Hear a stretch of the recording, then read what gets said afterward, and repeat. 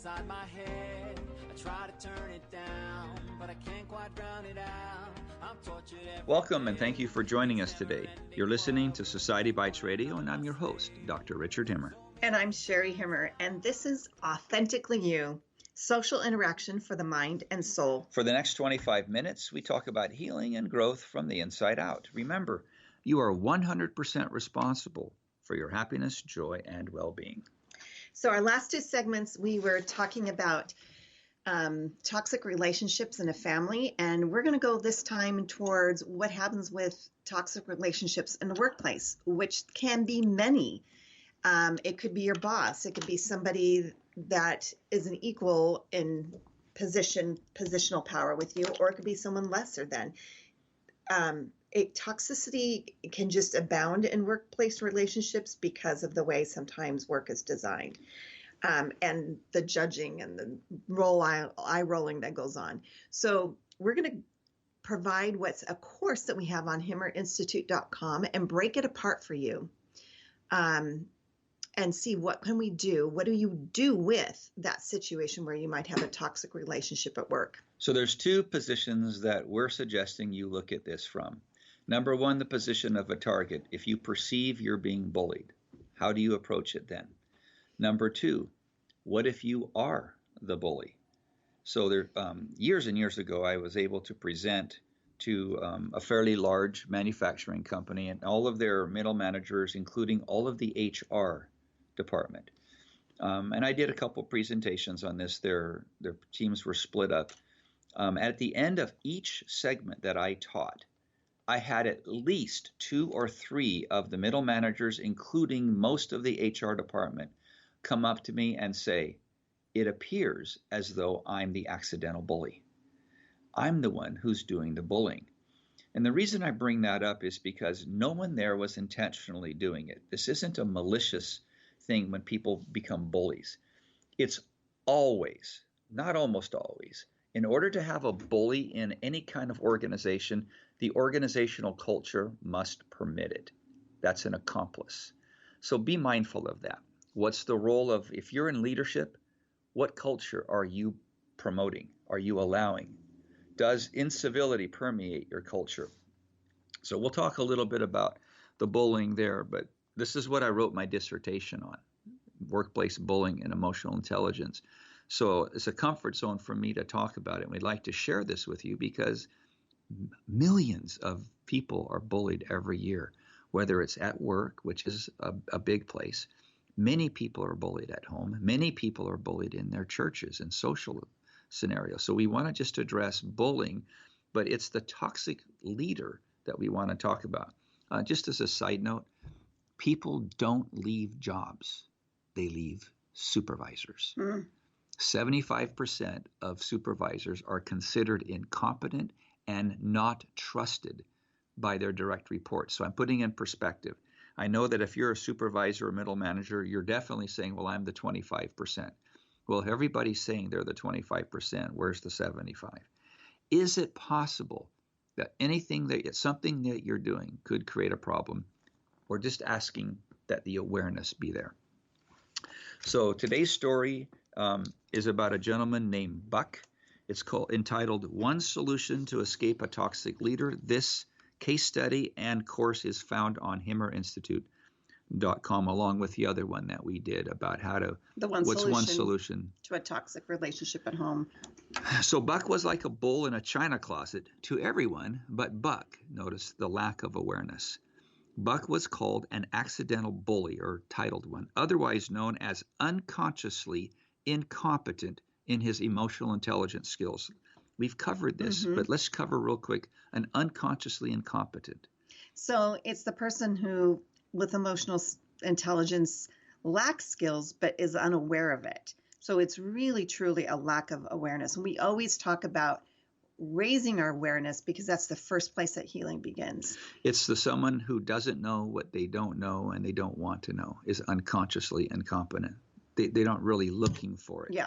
versus where the goal is to be as consciously incompetent. I know I don't know. And a lot of our unconscious incompetence comes from our families of origin. It's how we were raised. It's how we were taught. It comes from the culture that we sprouted from.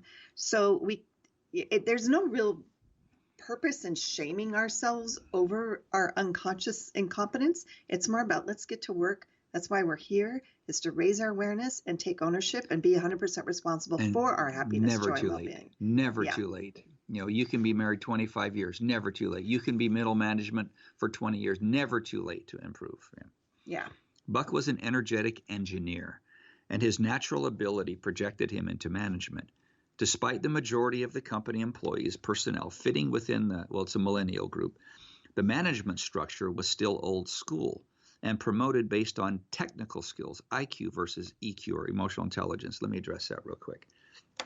Working in organizations for as long as I have, and the research is just abundant. Too often, and this is old school thinking, we promote based upon skill set in the field. So if it's an engineer, we promote who's the best engineer. If it's sales, we promote the one with the highest numbers. Probably the worst thing you could possibly do. The next head coach is not the best ball player. There is hardly a scenario where the best ball player becomes the best coach. So it's interesting because when you see a data of exceptional productivity, whether it be in, best engineering, most efficient engineering, or best sales, that's a heightened skill set, which probably means there's deficits in other areas. If you understand how gifted children develop asynchronously, you're looking at a more asynchronous person. Does not mean they have all the skill sets then to become manager, which is a totally different skill set. And yet, old school has traditionally looked at people that way. Typically, people who are top performers don't know what they're doing anyway. They just do it. It's subconscious. Yeah. So it's an unconscious competence in that area. I'm talking about unconscious incompetence moving to conscious incompetence, to accept I don't know what I don't know, but I'm willing to learn what I don't know. Yeah. Buck needed to move from unconscious incompetence to conscious incompetence. Buck, like his predecessors, was promoted based on his engineering prowess with an exception to get things done. This no-nonsense, results-oriented firm held people accountable for their mistakes without the awareness of their own culpability. Before Buck's promotion, he was just one of the guys and he fit right in. He was part of the socials, picnics, and weekend trips with his coworkers. We have noticed that in any kind of organization, when you're one of the guys and you get moved into management, which is not always the best thing to do because it breaks a social tie. Yeah, that network. Yeah, you move them out of it. It's tangible.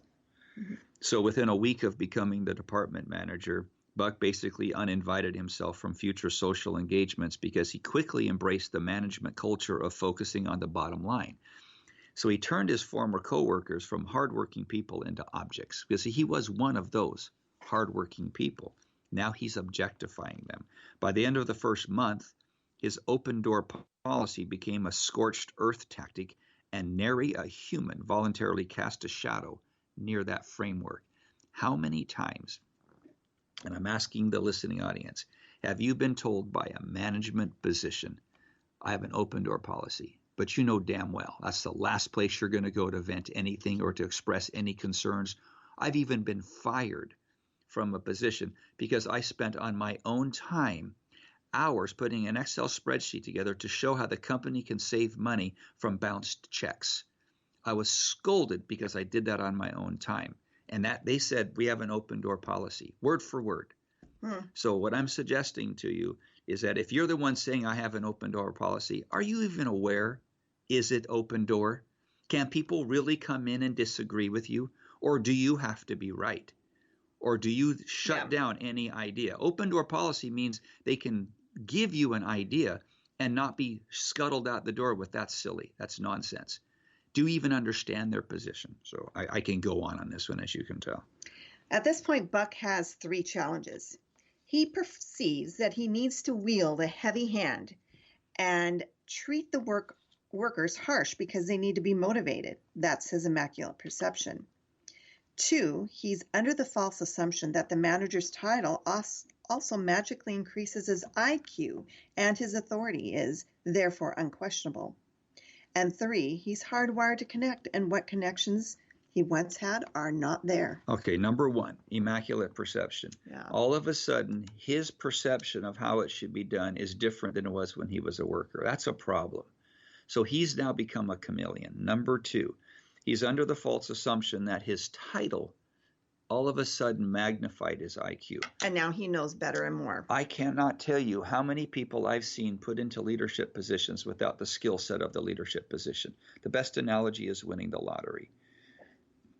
People who win the lottery have a high percentage within 2 years of being completely broke and filing bankruptcy, becoming an addict, or being imprisoned. Why? They don't know the laws of wealth. They don't know how to wield money. People who get put in leadership positions falsely assume that because they're put there, that now they know. What if the reason you're put there is to grow? What if the reason you were put there is so you can develop the skill set to elevate everyone? A leader's position really is that your job is to make sure everybody else is productive. How are you making sure they're productive when you're hammering on them, when you've objectified them, when you're criticizing them, when you're allegedly, I'm doing the quotation marks with my fingers, holding them accountable?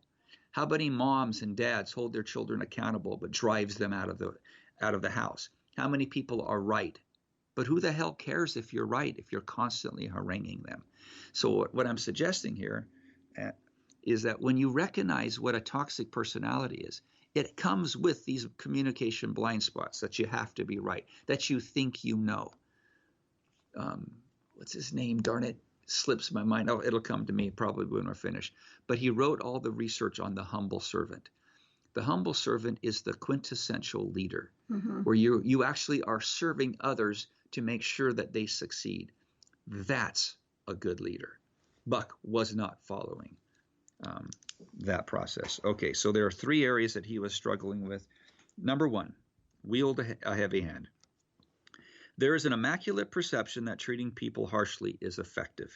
Some people continue to believe that yelling, rage, or threats are the only way to get the attention of underperformers. Researchers for the past 50 years are universally harmonious that the opposite is true. Treat people like humans, and you increase creativity, innovation, and production. Treat people like objects, the opposite eventually happens. My friend Dr. Chris Slaughter, wrote a dissertation on innovation. And it's interesting how we kind of parallel or overlapped a little bit. The innovation. With the bowling culture and innovation cultures. In cultures happen when it's open. Okay. So it's interesting that with Buck's situation, what's putting him in this belief, what's fueled his immaculate perception that he needs to wield a heavy hand, the pressure to hold his job. So what's coming down from him is, I guess, in the question of the story is, where's that pressure coming? This is definitely a culture-driven thing. So we look at Buck and we look at him as this flawed person, but really and truly, like you said, 100% of the time, it's a culture problem. Right. Really well said, Cher. So his other challenge, that the title of the manager has raised his IQ, is this false assumption that added brain capacity is associated with title and promotion. There's a high probability that there's an inverse effect when this erroneous paradigm is practiced. Another false pretense is that the title of manager removes the necessity to be kind, understanding, humble, collaborative, and meek. And that's where I'm saying, like, the pressure of the title itself kind of like wipes out a few IQ points, at least the EQ points. Yeah, there was a movement that this flattening of a hierarchy that's going on in some millennial companies. They've practiced that really well. Get rid of the corner offices with the view, putting everyone into the middle. What they're trying to do is to flatten this process to eliminate bullying. There are some research out there that shows companies who flatten the hierarchy don't have bullying. It's a cultural thing. Literally, no bullying. Doesn't mean there's not incivility, but incivility is not tolerated. The research out of there on the incivility continuum shows that it starts with letting little things go on and letting things go by that aren't good. I'm just having a hard time with names today. who are my friends up north that wrote the book?